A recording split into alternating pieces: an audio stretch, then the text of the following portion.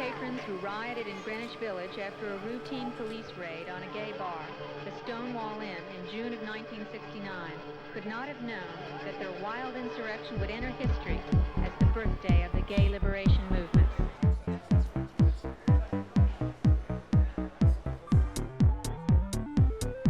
"5 days in New York and 28 degrees in the shade."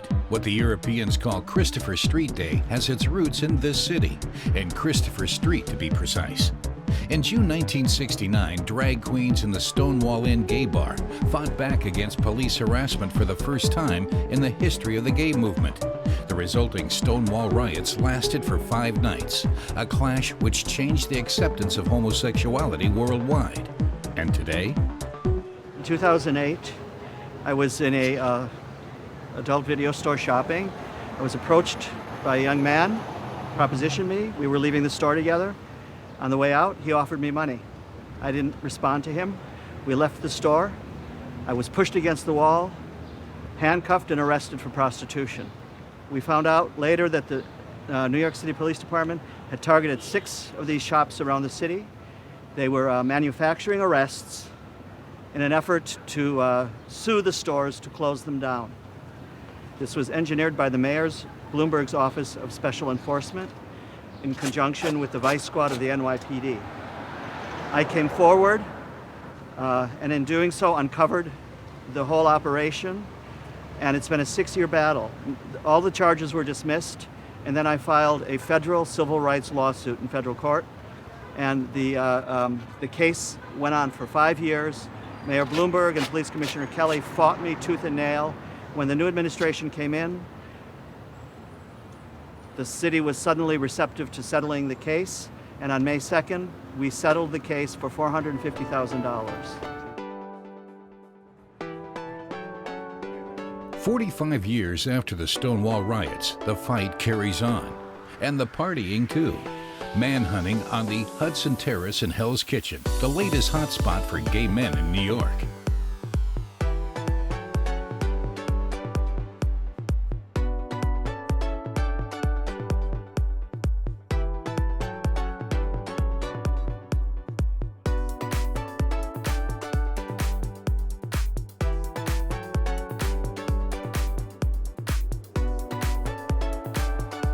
For almost a week, New York City Pride offers gender-specific highlights of every kind.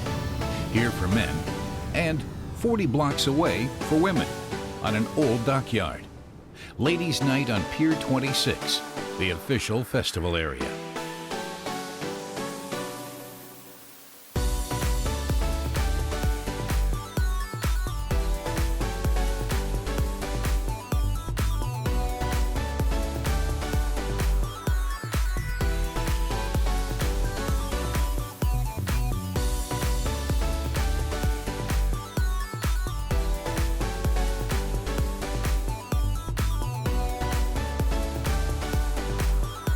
The headquarters of Heritage of Pride is at the end of Christopher Street, in the cellar of this house. Pride Week is organized from here, and what the sponsors have donated is being packed into orange bags by the Pink Helpers. We have different sponsorship levels. Sometimes it's easy to get them, sometimes it's harder to get them. It depends on the year, it depends on what people's budgets are. A lot of this stuff, these boxes, like, you wouldn't believe, they'll just send you and they're like, do you need 10,000 flip-flops to throw in gift bags? And we're like, okay. Like, they just are so gracious to us. We're very lucky. I have Old Navy flip-flops. They're actually, I have to get a pedicure, but it's Pride Week, so I don't have time, From all of our sponsors, we get things for our gift bags, whether it be a media sponsor, whether it be Coca-Cola, who's our presenting sponsor, Diet Coke, vitamin water, Betty Crocker. We get all of these things to put into gift bags that we use for our events as part of an incentive for like a VIP package, or for our sponsors that come to our events, or our grand marshals to get a gift bag. A special gift birch box with some prize items. We have magazines from different Pride publications. Go Magazine is a women's publication, Pride Magazine. Those go in here. Other gifts we have: coconut water from one of our sponsors. Fort Lauderdale is coming all the way up to sponsor New York Pride this year, because they have, this is a koozie to put your bottles in to keep them cool. And if it's a beer bottle, it has a built-in bottle opener. Of course, very famous for everything rainbow around Pride. So these are from one of our sponsors, TD Bank. The LGBT market and the focus is just so highlighted in New York City and everywhere that this is an audience that they were never able to capture before. Now we're finding that corporations, their LGBT focus and their LGBT audience has become so important to them that they'll come and they'll be like, well, what do you need? I'll give you whatever you need. And we're like, we love that. Whatever we need, I wished. A special sponsor this year, we have lentils. Did you taste them? They're very good. Very good. More rainbow and more beads because everyone likes to wear a little something to make them feel proud and show that off. We put all these together, we package them up. We'll do about 1,500 bags today. They'll go through all our events through the whole week. How many volunteers are helping this week? Here for this event, we'll have about 20, 25 doing this.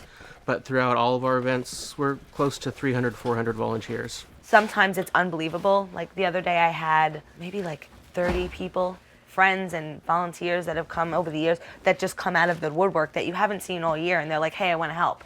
And that will stay here on a Tuesday until like 2 o'clock in the morning. And you're like, you can't, it's not like you're paying them. They're just here because they want to be here and they want to help. And it's like, it's overwhelming. I wrote a nice Facebook status and I was like thanking everybody. But it's overwhelming. The volunteers here are amazing. We have some people come in from different places. We have some friends who come up from Boston Pride that always want to help. We have people who come in from other countries. It's just a nice place to be part of New York Pride. Well, I think it's my responsibility as an ally to represent my little itsy bitsy niche of whatever anybody needs someone to talk to or whatever. A lot of times there are people in the LGBT community in New York that don't feel comfortable talking to an ally, and I would probably be their first ally friend. So I stick up for rights that I have, that I take for granted often, that other people don't have. All gay and lesbian? No.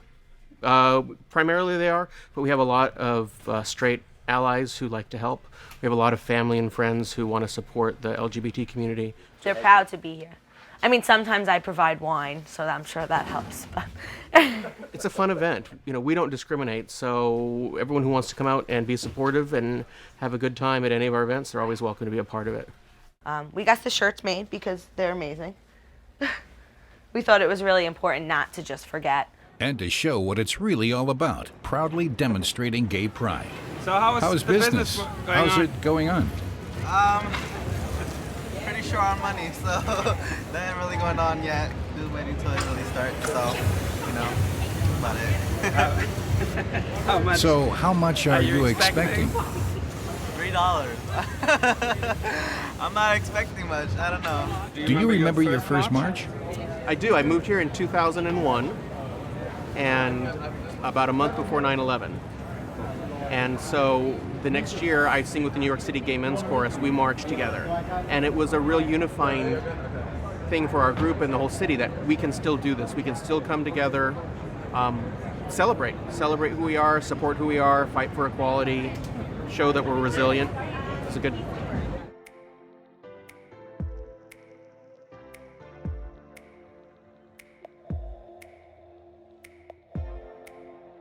On Tuesday, we have family movie night. We did it in 2012. Last year, we skipped. We did 2 other events. It's on Pier 46. It's right down the block from here on Christopher Street.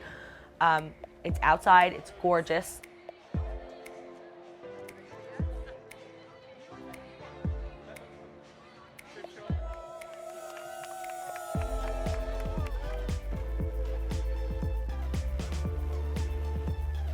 We have a lot of volunteers that have come here after moving from like Indiana or Wisconsin or Minnesota, that this is the first place that they come and volunteer because this is a safe space for them.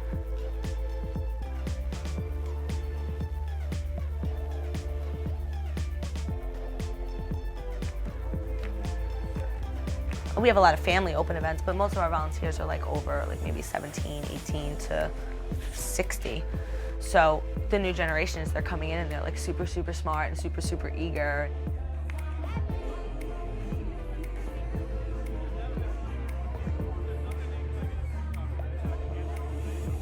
The organizers of the New York City Pride place great importance on the young, smart generation of gay and lesbians, even if the gay kids of today take the enjoyment for granted and often need to be reminded of who actually started the fight for homosexual rights in the USA and elsewhere, and how it all began.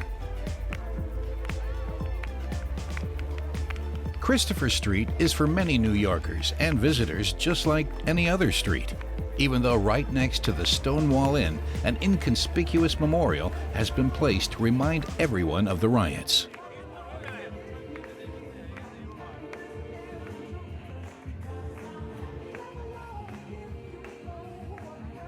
You look great. Thank you.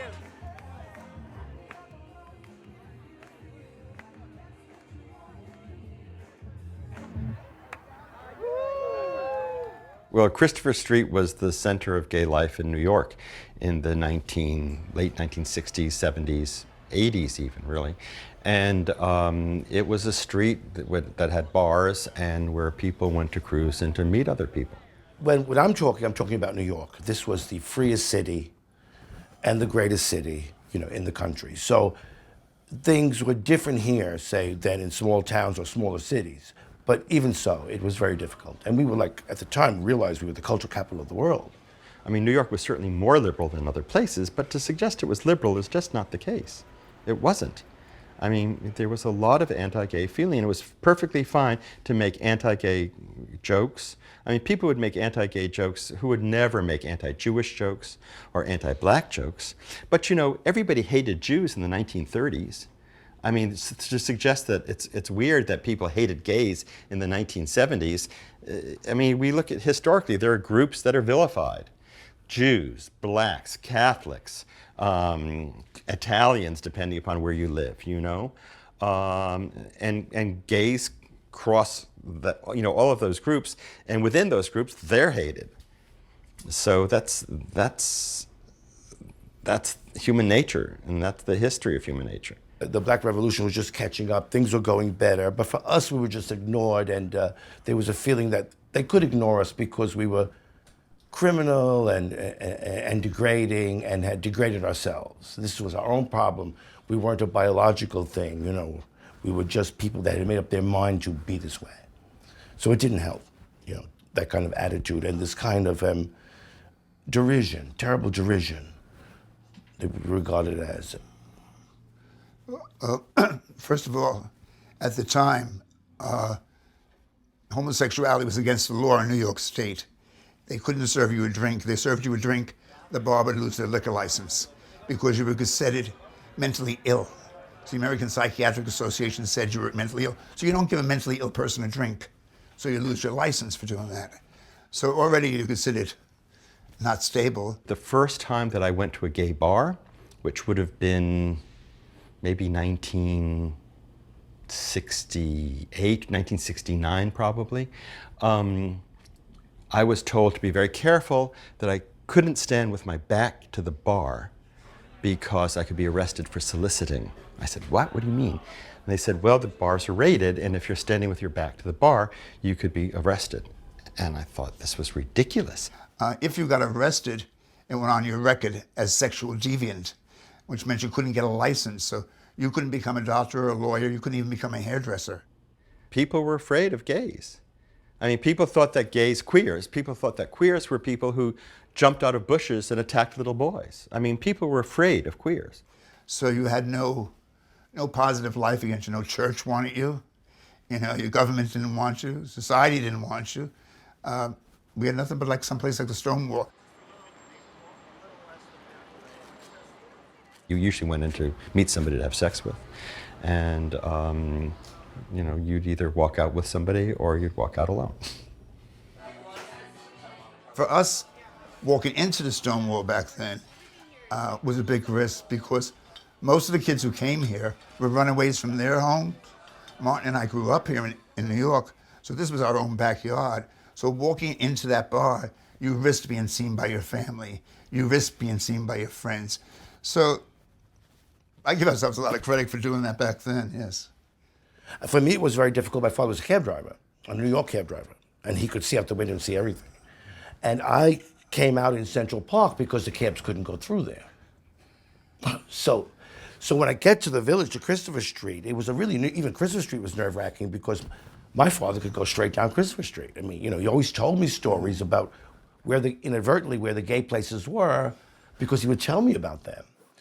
But Christopher Street was so comfortable, I took the risk. And eventually he did see me. And the risk was worth it because he didn't think much of it. Did you ever tell him later? Oh, yeah. Well, he knew. I confirmed it. I mean, things were going on since childhood. I was, as a little child, making lemonade, but I wanted mint leaves, fresh mint leaves. My father was a cab driver and he used to train boxers, so he was a very tough man, but a good man.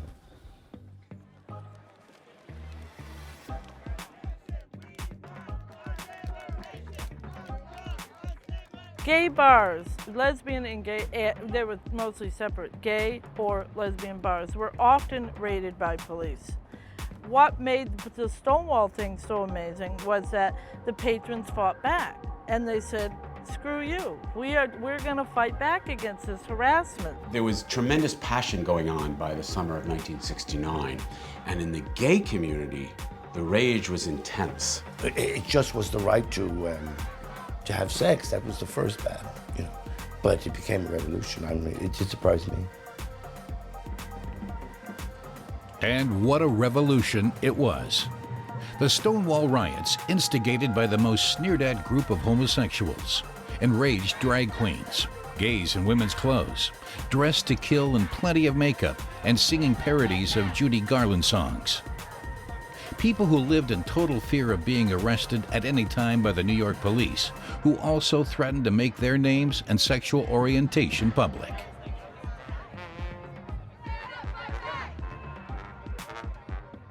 The original building actually is the one next to the Stonewall now. Most people don't actually realize that the Stonewall is actually, the current Stonewall is in the one next to. So the original one is the Nails and Spa. Yeah, it is. For the drag queens, it's okay, the Nails and Spa, right? I think so, yes. And for some of the lipstick lesbians, I'm sure.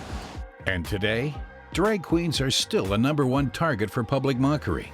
A few years ago, the police fished the murdered body of a young man in women's clothes from the Hudson River.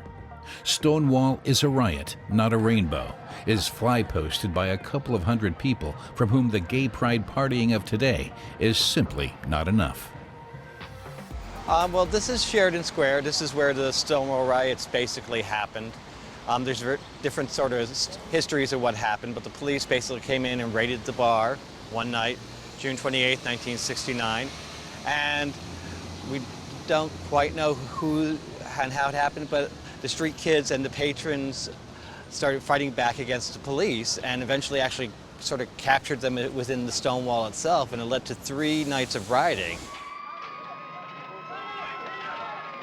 The bar patrons who rioted in Greenwich Village after a routine police raid on a gay bar, the Stonewall Inn, in June of 1969, could not have known that their wild insurrection would enter history as the birthday of the gay liberation movement. It was not some small thing. It was not an isolated incident. It was the build-up of repression and oppression that allowed people to finally fight for their rights.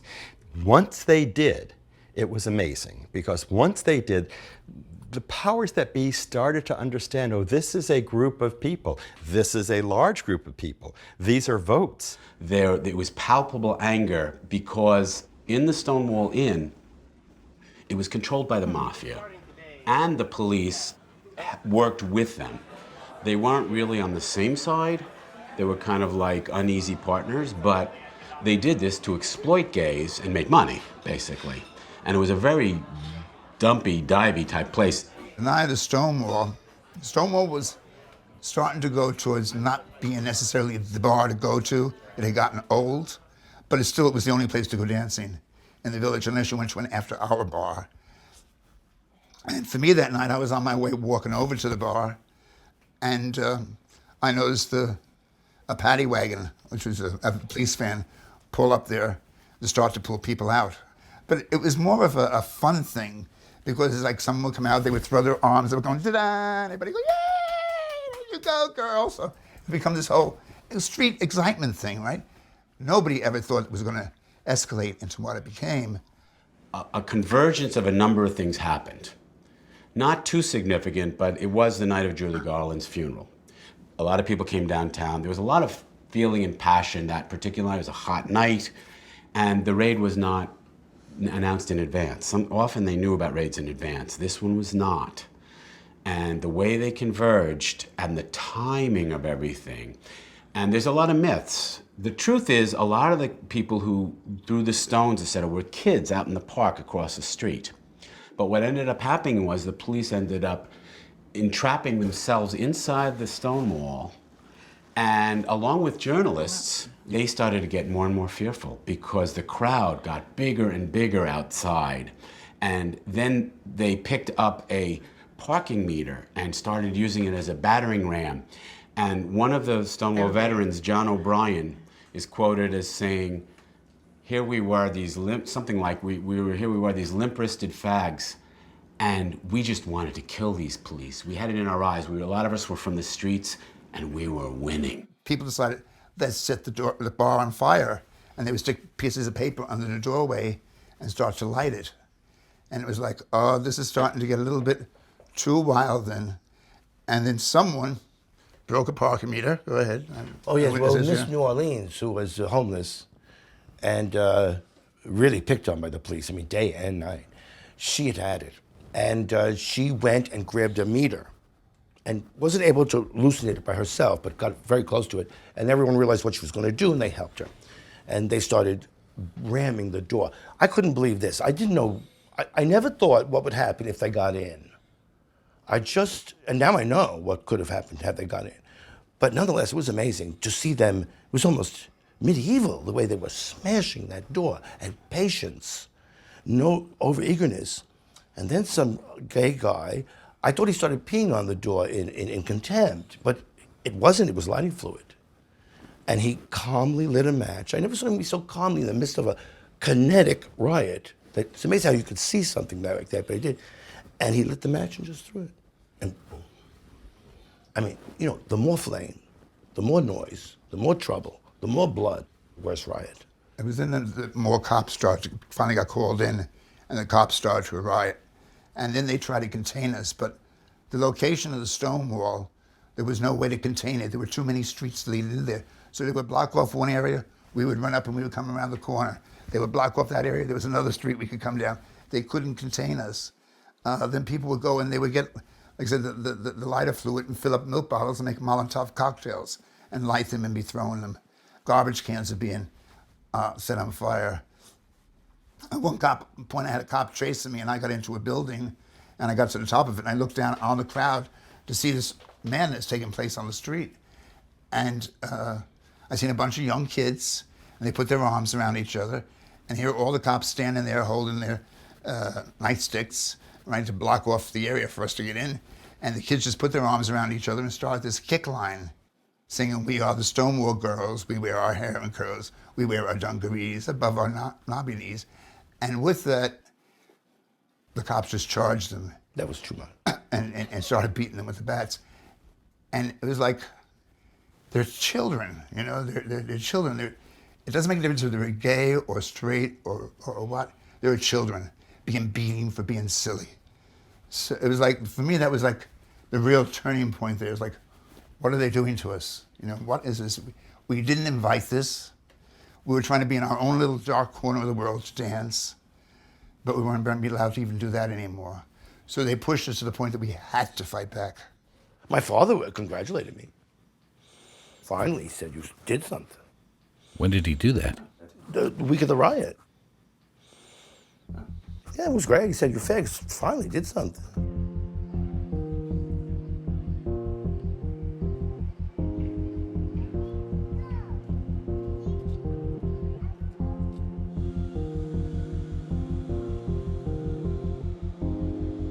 The fact that these people were fighting back just changed there are all these other people walking the streets, cruising, looking to meet people and hook up.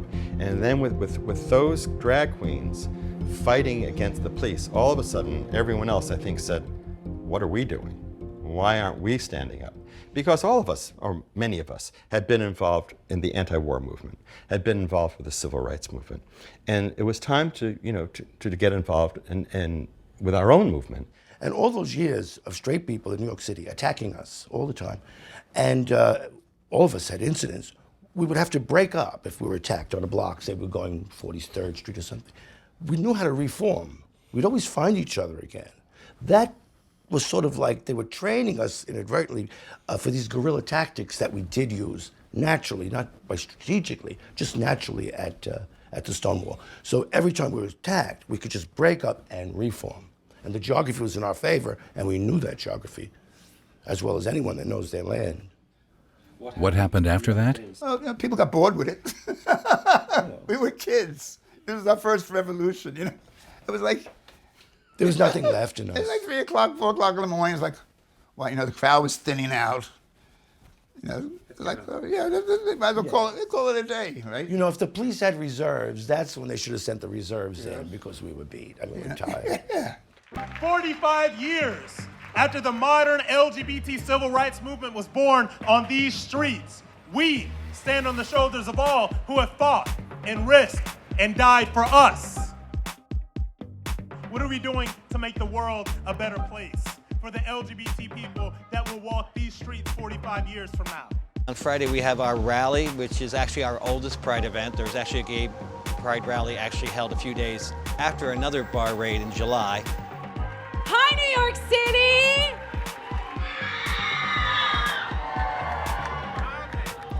Danny Garvin and Martin Boyce, Stonewall veterans.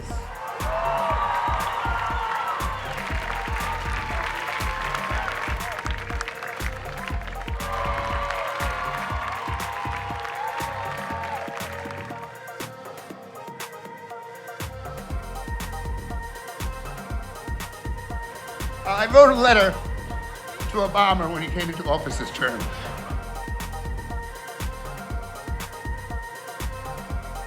Obama wrote me back. And now on Monday, Martin and I are invited to the White House.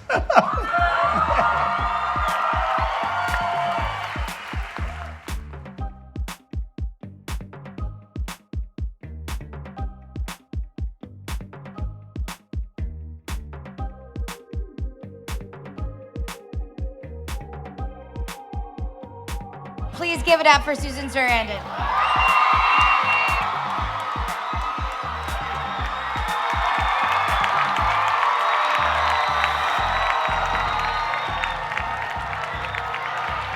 Thank you. We're beyond labels. We might even change our label. And I'm very happy to be chosen to be able to introduce our next very special, I couldn't understand what you said. Oh, I love you back! I was so stupid. When I first moved to the Village, I lived on Bleecker and 11th. And there were a lot of people cruising the streets, some in leather.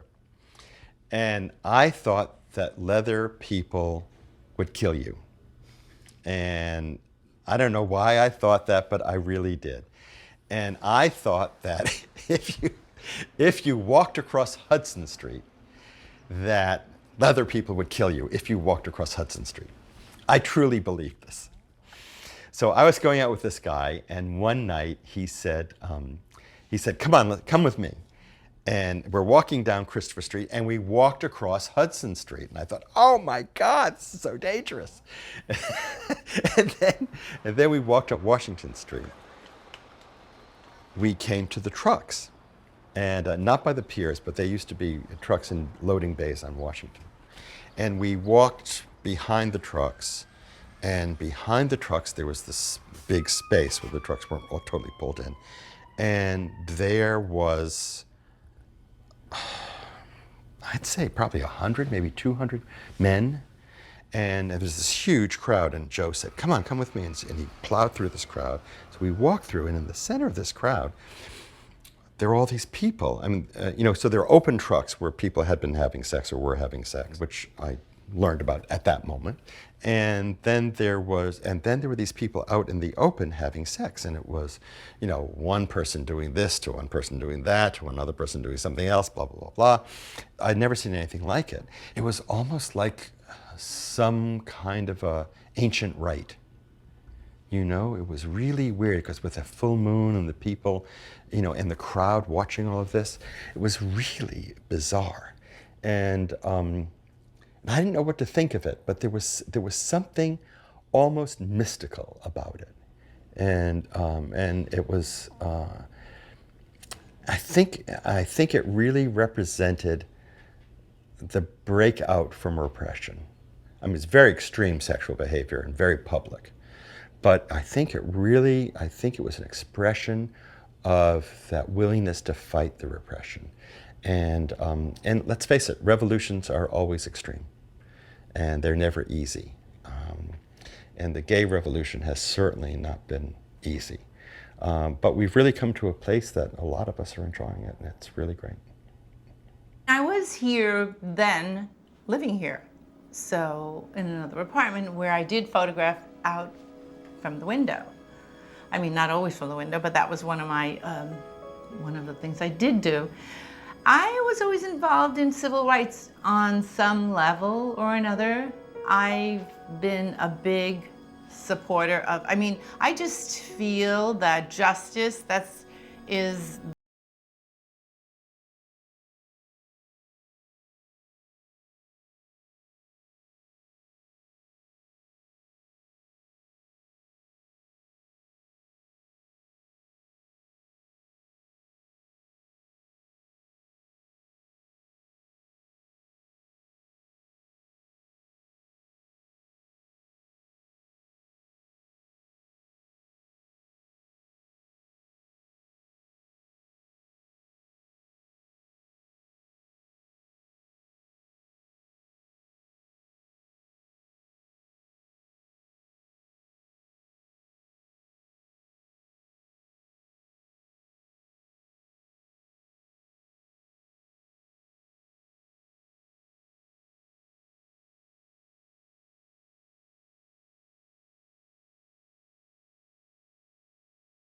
So bathhouses opened up.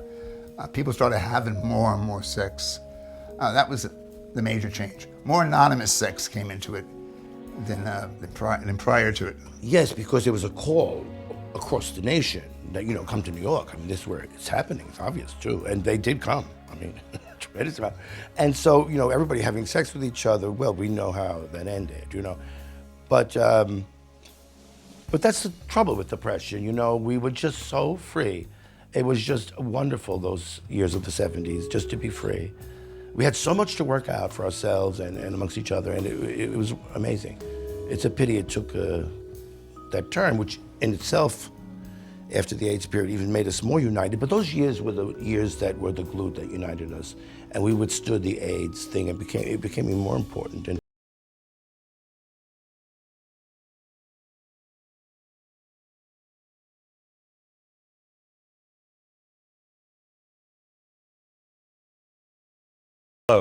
but real change in attitude toward gay rights and gay people over the decades. It was a real subculture, and where people were having enormous amounts of sex, pretty much whenever and wherever they wanted it.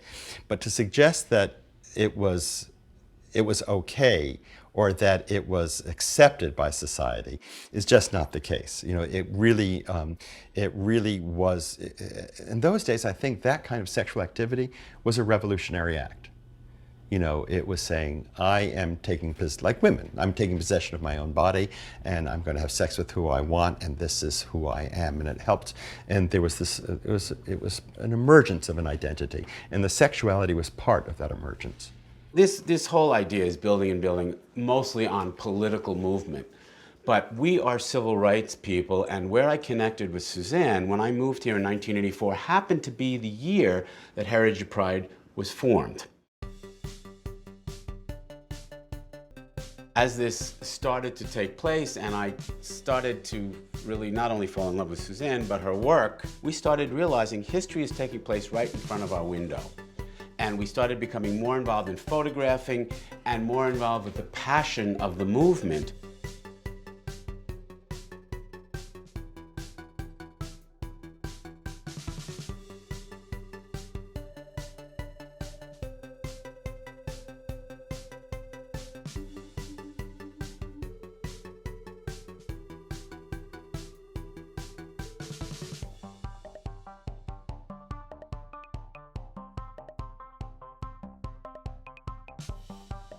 The march grew from year to year in the 70s, becoming shriller and more colorful as gays and lesbians gained more self-confidence.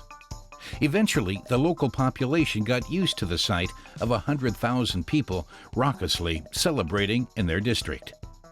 And then... the AIDS epidemic changed things drastically. AIDS did good things and bad things to the gay world. It killed us and did horrible things to us and deformed us and it was the most horrible thing you could possibly imagine, what it did to people. But because it made us so sick, because it deformed us in the most horrible ways, no one could any longer deny that there were gay people. All of a sudden, this son that you had, that you loved so much, who never said he was gay, is transformed into this wizened old man with these horrible marks, an emaciated face, and hacking cough, and dying in front of your eyes. You couldn't pretend that he wasn't gay. Your coworker, the person who sells you clothes down the street, the person who drives your bus. All of a sudden, these people started to shrink and shrivel up and eventually disappear. There was no denying that there were gay people, that there were thousands, tens of thousands, hundreds of thousands of gay people. And they were people that we loved. They were people that were part of our families. They were people that we worked with. They were people that lived next to us. And they were dying this horrible disease. So there were plenty of people who were that were terrified. And they hated gays to begin with, let's say, and they certainly didn't want to get sick, and they were afraid that they were going to get sick from these people, and so that intensified their hatred and their fear. But most people, I think, and I think it's fair to say most people responded admirably and with courage, and they said, you know, we've got to do something about this. This is too horrible. So AIDS brought gay people out of the closet. They were forced out of the closet, forced their families out of it. Their families could no longer deny, oh, you know, Bill lives in New York with his friend, you know, which was code for, you know, Bill's been with this guy for 10 years, and you know, when's Bill getting married? Oh, you know, I'm sure he's going to find a nice girl. Right now he lives in New York with his friend. You know, there was a lot of denial. With AIDS, there could be no denial. We've won when we're one. It's a statement about, hi, sorry. I love interrupting her interviews. Goodbye. You're so I tall. can get out of here. Did you see what I just tweeted? No, I have on film. What? No, I know. they're I'm fine. sure you've been tweeting. No, we have to show this because look, Yeah, sure. I was walking to work today and Google changed their look what Google oath. did to its, Shut up. they Can made you it guys nice see and- that? Yes, of course. That's awesome. by 14th Street. Right in front of our banner too. By the way. Amazing. Don't get me started on Google.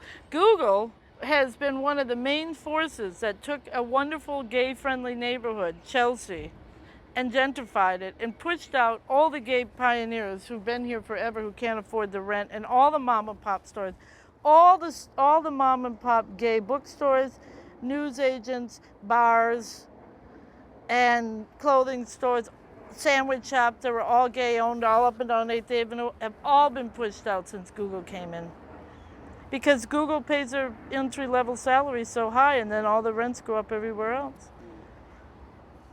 So they don't have the right to put their rainbow flag. The village became very gay, and now it's much, much less gay as we're sort of moving north into Chelsea and the Greenwich Village, as well as dispersing throughout the city.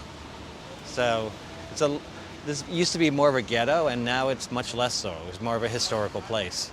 From the ghetto to the center of society. After all, the parade can now be seen worldwide via the internet, even where gay pride is still forbidden. If you count viewers, as far as Google is live streaming, I would say it's anywhere to 5 to 7 million. Sunday's our big day. We have our march, which goes down Fifth Avenue, down the Village, down Christopher Street, down past behind me. We still call it a march because we will always call it a march until we actually have all our rights, and then we'll change the name to a parade. We have all different groups. We have floats for sponsors. We have like the New York Lifes of the world, the insurance companies, the gay rugby team, the church groups, there's so many. Sports teams. We have groups that are bringing like 1,500 people with them. We're like, okay. And revving up their machines, the dykes on bikes. We have won when we're one. With much progress made, so much more remains, especially for our bisexual and transgender brother and sisters. I'm March Director David Studinsky, and we turn our attention now to the 2014 New York City Pride. Oh, say, can you see by the dawn's early light? And they're off. The national anthem starts the march from Fifth Avenue to Christopher Street, which lasts altogether 6 hours. All members of society are represented here, from gay scouts, who are frowned upon by their church, as well as all sorts of flamboyant characters, which only New York has on offer. The fire brigade is there, gay policemen and their lesbian colleagues, representatives from the Assembly Building, the governor of New York, and even the newly elected mayor, Bill de Blasio, who, just to be on the safe side, is marching with his wife.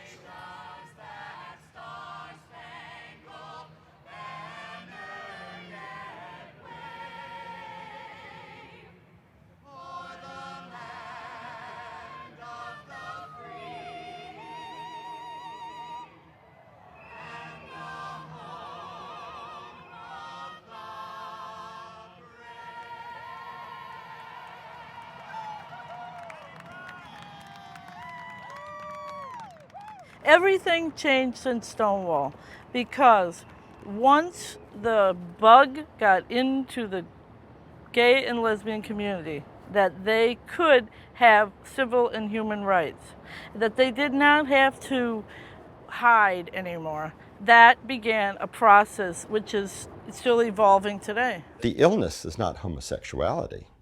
The illness is homophobia. That's the illness. And homophobia is something we still have to address. People have to know that it's not okay. And if they have those feelings, that's their problem. But if they express their feelings, that's everybody's problem. They can't do that. It's very funny because the police now march in our parade. We actually have had, 1 or 2 cops actually have said to me that they actually enjoy working our march because, unlike the other, he says, because there will be some people who get a little wild. He says that other parades, people get wild, they get into fights. We sort of just take our clothes off. So, for them, it's just like it's a much easier thing to deal with.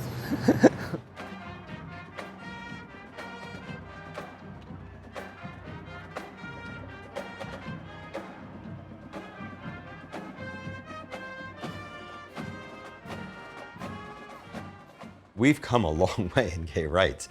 I mean, the fact that we have a legal marriage now, that my partner and I, we've been together for 38 years, and we are now legally married, and we have full marriage rights and federally, is an amazing thing. I always thought the gay marriage fight was a mistake because, but we should fight that all people should be treated equally. Why should people who partner have more benefits than people who don't? That's ridiculous.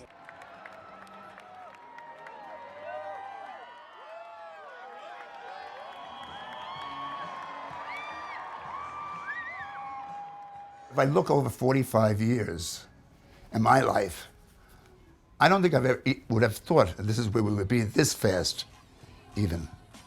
It's nice that we know we've gotten this far. I mean, I never thought, If you asked me at 20 years of age, gay marriage, no way. That was never on my mind. Gay people adopting, never even having the farthest idea from my mind. You know, being gay in the military and being out, you know, gay politicians, none of these things that I've conceived of. Gay television shows. And it was all so far, and so things have happened very fast, in a sense. I would say more so for the gay community than it happened for the black community. Oh, yes. Yeah. This is an amazing change in our lives, even change in my own philosophy. My philosophy was never get married, because I sort of liked the idea that the person was free to go, and if you were together, you really loved each other. But now I'm married, you know. It's like it's changed me, you know. And youth has changed me in that way, too, the young of today. I mean, I think they're really carrying this banner. We do know about Uganda, we do know about Russia. I think we need to know more about why these people have their problems. You know, I think they're just defying the West. It's another way of defying the West, you know, to hate gays. If the West is going liberal that way, then. But, you know, underneath all of this is these macho cultures that have a lot to work out for themselves because straight lives weren't easy. And I think gay liberation will help them, too, because of their false marriage and their hypocrisy. And the world they built wasn't very, at least as a child, I thought, wasn't a very pretty one. It was a world of all these rules. And if you did not live up to those rules, you were treated not as badly as a gay person, but badly. It was hard. It was hard to come out and be gay and to accept it myself. I grew up, my family had immigrated here from Ireland. I grew up in this neighborhood where everybody belonged to a gang, so I belonged to a gang growing up. So you were expected to get married. The only thing I knew of gay people were dirty old men in movie theaters or in subway tea rooms and bathrooms. So that was what homosexuality meant to me. And it's like, I didn't want that. It's like, oh God, you know, that's no life. Who wants to grow up and hang out in the subway in a smelly bathroom, you know, waiting for sex, or in a movie theater, you know? I didn't know of a social aspect of gay life. Plus, coming out and being gay meant I would lose all my friends. All my friends were straight. So it means I would lose all my friends, I would lose my family, I would lose the church, I would lose everything. So it was like, it was so frightening, you know, what will I have? There was nothing positive being shown to me. You know, I wasn't being shown any positive lifestyle ahead of me. It was too frightening. Now you come out, there's so much more support there for you, you know, as a kid. You know, there's the Gay and Lesbian Community Center with different programs that help gay youth. It's such an easier, healthier environment to be yourself. For people who want to get married, want to have kids, you know, maybe eventually move out to the suburbs, they should have that right. But, you know, we still have to keep hold of our, you know, our original community of, you know, whether it's the drag queens and the street kids who fought back to, you know, just the right to march down the street. That's still important because we're a very diverse community. We're everywhere. And because we're everywhere, it's important for us to unite. And that's what our theme is about this year. We're one when we've won.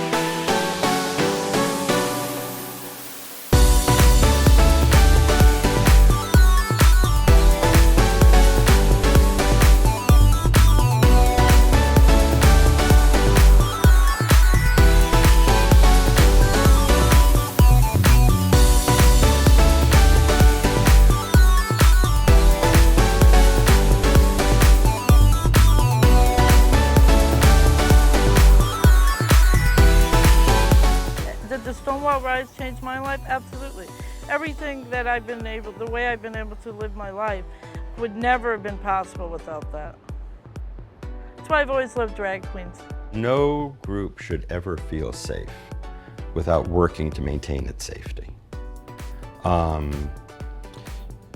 Jew, no black, no gay person, no minority in any other country should ever take their safety for granted, should ever take their rights for granted. Those rights have to be maintained, they have to be fought for, and because history has shown that even though rights can be given, they can be taken away.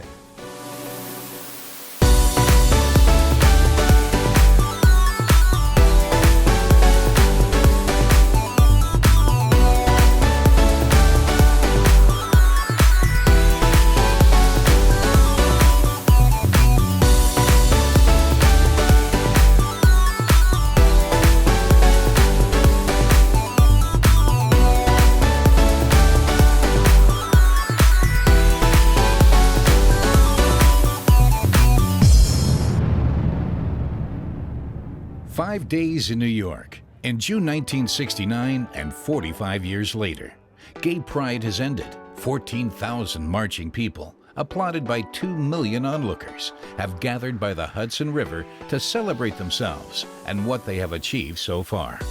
From high up, the Empire State Building watches over them in rainbow colors. Happy Pride, New York.